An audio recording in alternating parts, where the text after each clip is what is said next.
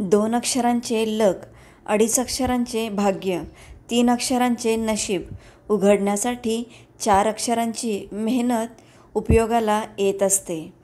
पण 1 अक्षराचा मीपणा माणसाचे जीवन नष्ट करतो. घरातील निर्णय जोपर्यंत मोठ्यांच्या सल्ल्याने घेतले जातात तोपर्यंत घर शाबूत राहते. पण जेव्हा सगळेच स्वतःला मोठे समजू लागतात तेव्हा मात्र घर काबूत राहत नाही. माणसं आपल्याला ब्लॉक नाही तर सर्च करतील इतकी मनाची श्रीमंती विकसित करा. जीवन एक महाभारत आहे म्हणून मित्र कर्णासारखे आणि मार्गदर्शक श्रीकृष्णासारखे निवडावे. जीवनात आलेले वेगवेगळे अनुभव खऱ्या अर्थाने आपल्याला जगायला शिकवत असतात. त्यामुळेच म्हणतात ना, अनुभवातून माणूस बरंच काही शिकतो. झुकणे याचा अर्थ आत्मसन्मान घालविणे असे होत नाही. प्रत्येकाला किमती वस्तू उचलण्यासाठी झुकावेच लागते. ईश्वराचा आणि वडीलधाऱ्यांचे आशीर्वाद त्याचपैकी एक आहे. आपलं हृदय फार मौल्यवान आहे. प्रयत्न करा त्यामध्ये तोच राहिला पाहिजे जो राहण्यासाठी पात्र आहे. माणुसकीला वाव देणारी माणसं शोधणे केव्हाही चांगले, परंतु माणुसकीचा आव आणणारी नको. माणूस किती किमतीचे कपडे वापरतो यावरून त्याची किंमत होत नसते, परंतु तो इतरांची किती किंमत करतो यावरून त्याची किंमत ठरत असते. लिहिल्याशिवाय 2 शब्दातील अंतर कळतच नाही. तसेच हाक आणि हात दिल्याशिवाय माणसांची मनही जुळत नाहीत. जो माणूस कष्टाला लाजत नाही त्याला जगात यशस्वी होण्यापासून कोणीही थांबवू शकत नाही. जिथे 2 घास प्रेमाने खाता येतील अशी पंगत आणि हक्काने मन मोकळं करता येईल अशी संगत आयुष्यात लाभली तर जगण्यातली रंगत वाढत जाते. जगात येताना आपणाकडे देह असतो, नाव नाही. जग सोडताना मात्र नाव असतं, देह नाही. मिळालेल्या देहाचे नावात रूपांतर करण्याचा हा प्रवास म्हणजे आयुष्य. पैसा माणसाला वर घेऊन जाऊ शकतो, पण माणूस पैशाला वर घेऊन जाऊ शकत नाही. पैशांचा संग्रह करण्यापेक्षा माणसांचा संग्रह करा. पैशापेक्षा माणसांचे मोल हे अनमोल आहे. प्रत्येक गोष्टीची नक्कल करता येते, पण चारित्र्य आणि ज्ञानाची नक्कल करता येत नाही. ती कमवावी आणि मिळवावीच लागते. सुख म्हणजे काय? कालच्या दिवसाची खंत नसणे, आजचा दिवस स्वतःच्या मर्जीने जगणे आणि उद्याची चिंता न करणे.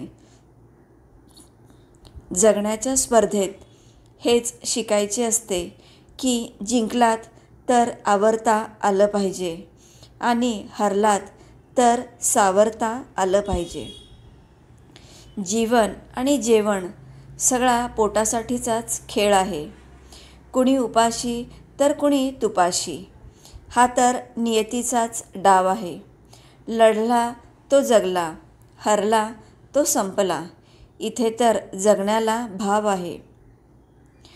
आयुष्यात व्यवहार तर खूप होतात, पण सुख विकणारा आणि दुःख विकत घेणारा कधीच भेटत नाही. जीवनात असेही काही दिवस येतात, माणसाला माणसापासून लांब घेऊन जातात. पण जी माणसे लांब असूनही आठवण काढतात त्यांनाच तर आपली खरी माणसं म्हणतात. मन मारून जगण्यापेक्षा मन भरून जगा. कारण इथला मुक्काम कधी संपेल कुणालाच सांगता येत नाही. सुखाच्या शोधात लोक आयुष्यभर वणवण फिरतात. दमल्यावर जाणीव होते की समाधानातच सुख आहे.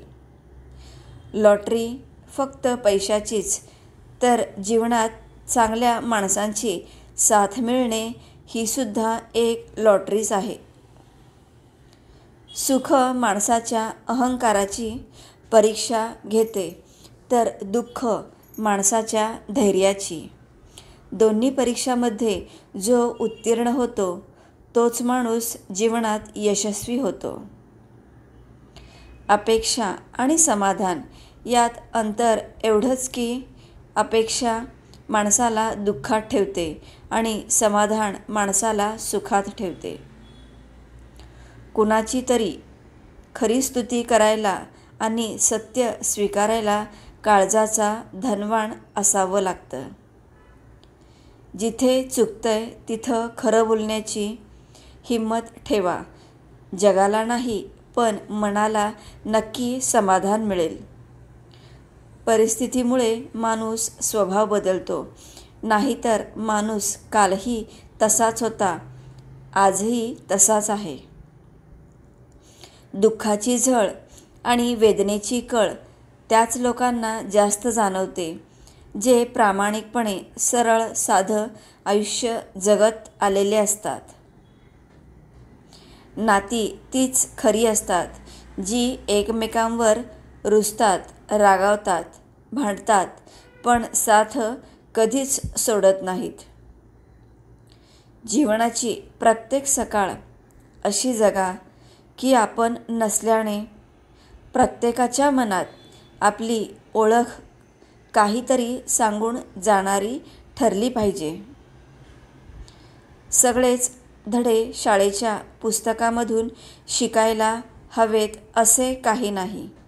काही धडे आयुष्यात नाती व मित्र आणि समाज यांच्याकडूनही मिळतात, यांच्याकडूनही शिकायला मिळतात. श्री स्वामी समर्थ.